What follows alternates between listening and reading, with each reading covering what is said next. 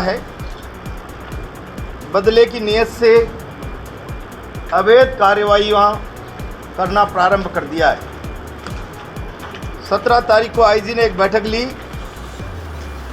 और बिंदु संख्या 2, जिसका हवाला नहीं है, लेटर मुझे मिला है व्यक्तिगत सोर्स से, अधिकृत रूप से नहीं, कि बावड़ी खेड़ा में एक क्रेशर संचालित है जो अवैध है, उसके खिलाफ कार्रवाई की जाए। और उस पर कलेक्टर की तरफ से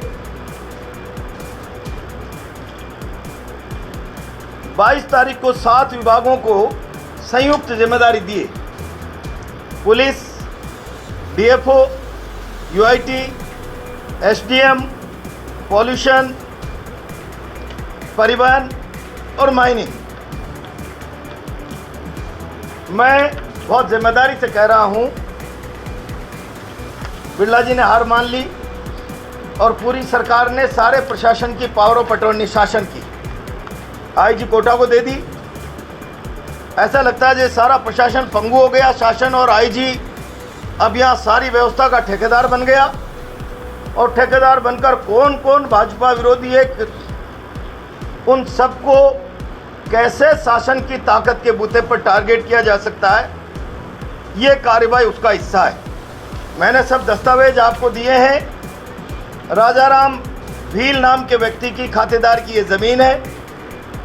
9/7/2010 को एसडीएम लाडपुरा ने एक्सक्लूसिवली क्रेशर के लिए इसका कन्वर्जन किया है।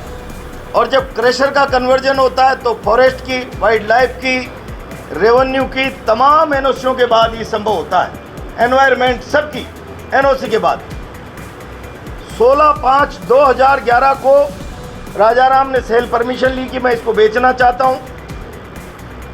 23/10/2011 को मेरी पत्नी के नाम इस ज़मीन की रजिस्ट्री हुई है। कन्वर्जन होने के बाद के भी 1.25 साल बाद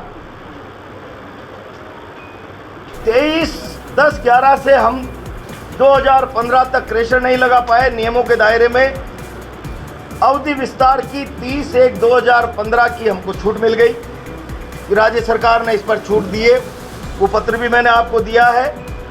और 2016 से हम वहाँ क्रेशर ऑपरेट कर रहे हैं। कोरोना काल में कुछ समय बंद रहा और हमारे पास ऑपरेट टू कंसेंट 2016 से लेकर 2000 बीच में 30/6/2028 तक की एनवायरमेंट की हमारे पास परमिशन है।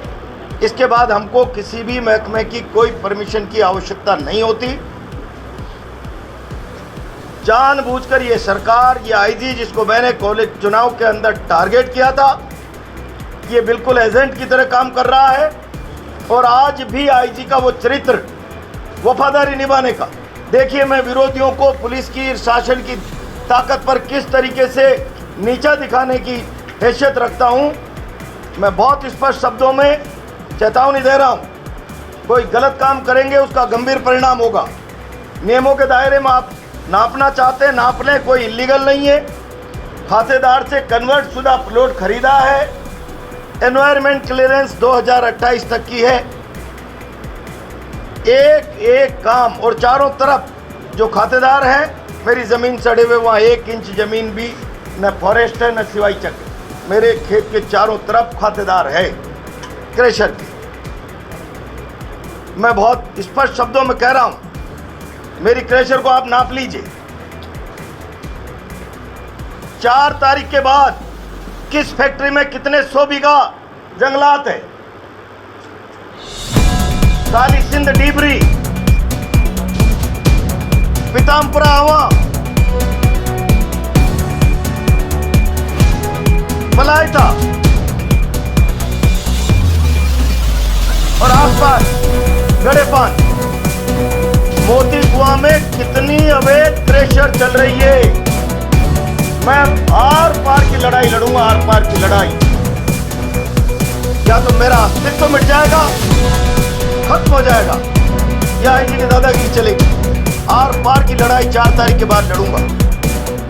या आईजी चाहता है कैसे भी उत्पात हो, मैं शांति से नाप लें।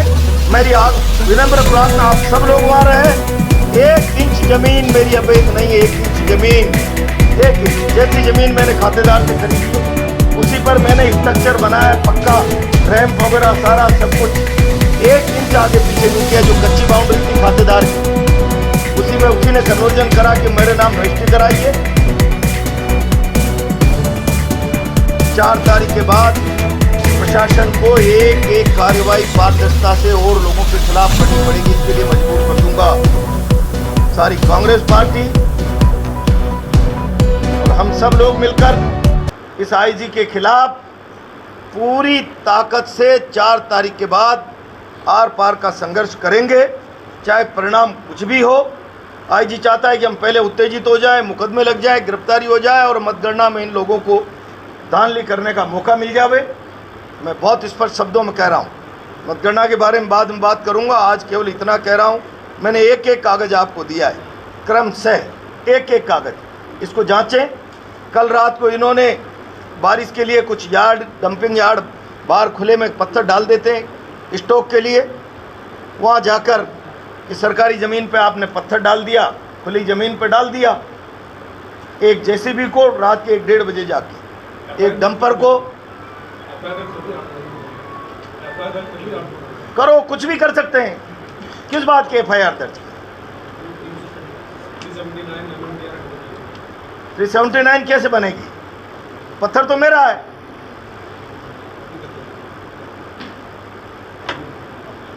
भाई पत्थर तो मेरा है ना, और मैं वहां से कोई चोरी थोड़ी कर रहा था, डंपिंग किया है मैंने, मैं स्वीकार कर रहा हूं। और इसीलिए